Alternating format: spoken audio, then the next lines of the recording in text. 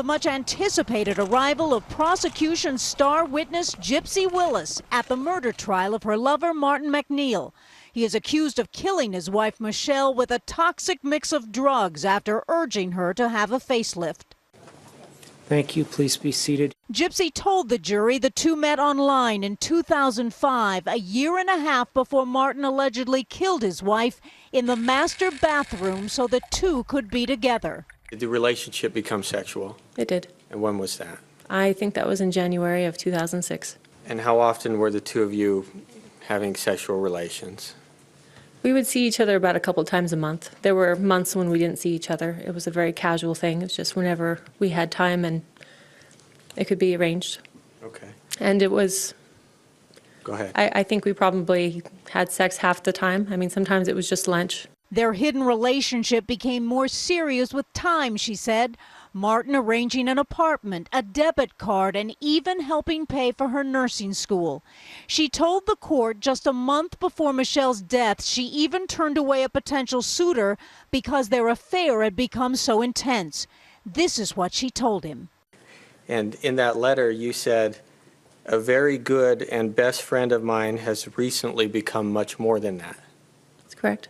What was the date of this email? March 6th. Of what year? I'm sorry, 2007. Okay, so on March 6th of 2007, you emailed another suitor and said, "A good and best friend has become much more than that. And because of that, it would be inappropriate for the two of you to meet." Correct. As their texting and phone calls increased, the couple did their best to keep their relationship secret, she says. Why would he not call you from his cell phone? You know, this was a very informal, discreet thing. We were not interested in other people knowing.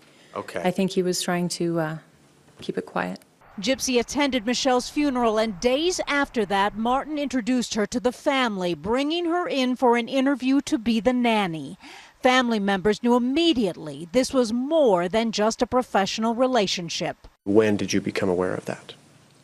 It was very apparent just shortly after my mother's death.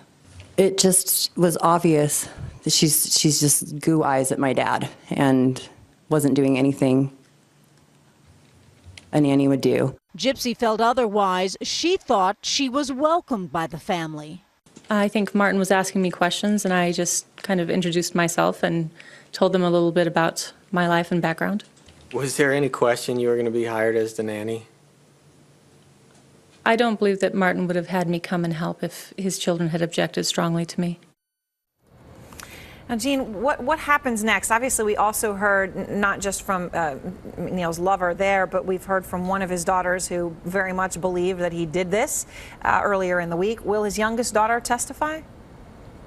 Big ruling today. Gypsy Willis will retake the stand to testify more about their relationship, but the judge, in regard to 6-year-old Ada, who was the first one to find her mother, and her recounting that is so far different from her father, the judge ruled today that little Ada has been so tainted in the years since her mother's death because of law enforcement having her older sister Alexis ask her questions that she doesn't have a memory, he believes, and not having a memory means she can't be cross-examined on that. So here's what's going to happen. She did a videotaped interview with the Children's Justice Center in 2008.